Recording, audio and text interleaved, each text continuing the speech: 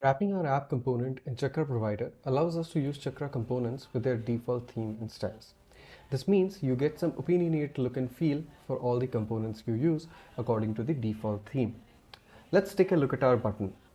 It looks like a button that has all the things taken care of. This button is made as per Chakra's own design system, if I may say it. We can also do things like using a variant of the button, and that would work too.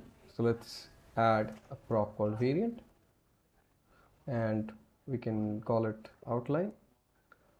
And if I do this, you see this button has changed to an outline variant look.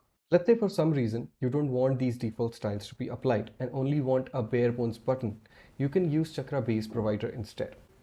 So let's change ChakraProvider to ChakraBaseProvider, and now you get a bare bones button.